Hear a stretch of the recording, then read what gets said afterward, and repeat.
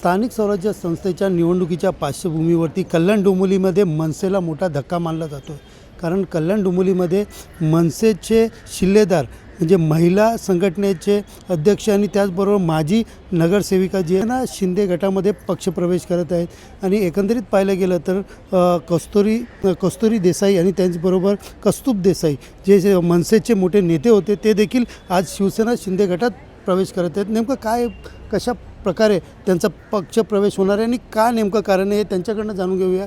तर आज तुम्ही शिवसेना शिंदे गटात प्रवेश करत आहात, काय नेमकं कारण आहे तुम्हाला पक्षप्रवेश करण्याचं?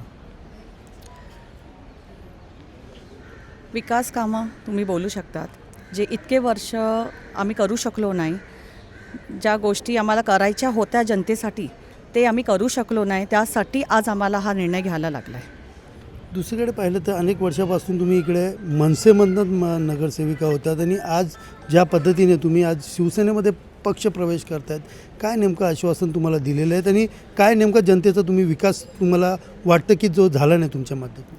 आम्हाला आश्वासन कसल्याच गोष्टीचं किंवा तुम्ही विचारत असेल कुठल्याच पदाचा दिलं नाही आहे, पण मला हे ठाऊक आहे की मी शिवसेना या गटामध्ये प्रवेश केल्यानंतर आणि उद्या मी नगरसेविका या पक्षातून निवडून आल्यानंतर माझ्या जनतेचं जे काय कामं आहे ते वॉर्डमध्ये असो किंवा अख्ख्या पॅनलमध्ये असो ते मी पूर्णपैकी करणार.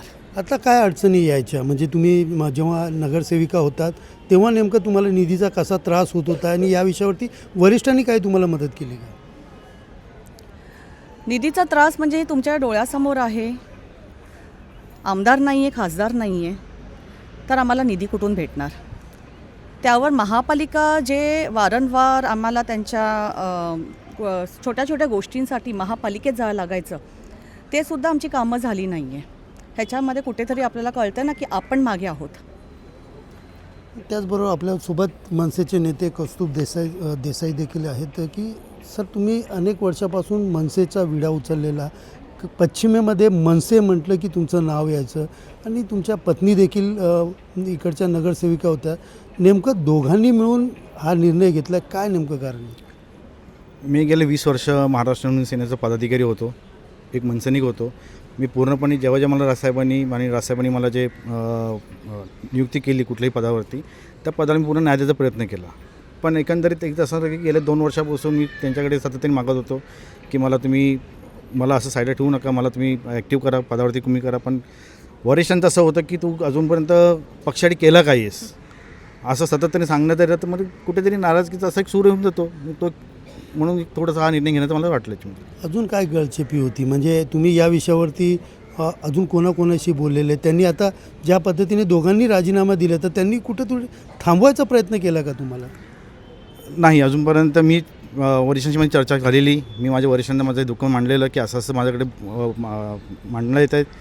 मी त्यांना वारंवार सांगण्यात आलेलं आहे की ते काम होत नाही आहे, तुम्ही लक्ष घाला. पण कुठून पण असं त्यांनी दखल घेतली नाही. इकडं वरिष्ठ म्हणजे कोण?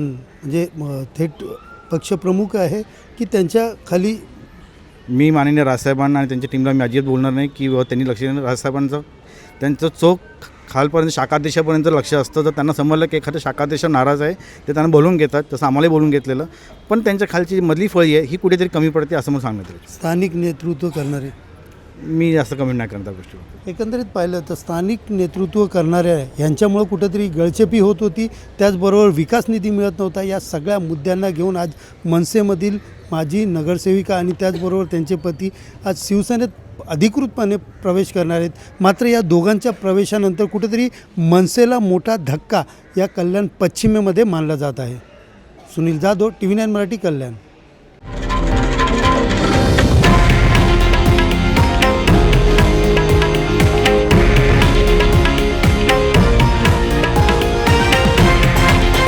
हे आहे देशातील नंबर 1 न्यूज नेटवर्क आणि आपण पाहत आहात TV9 मराठी, एकमेव.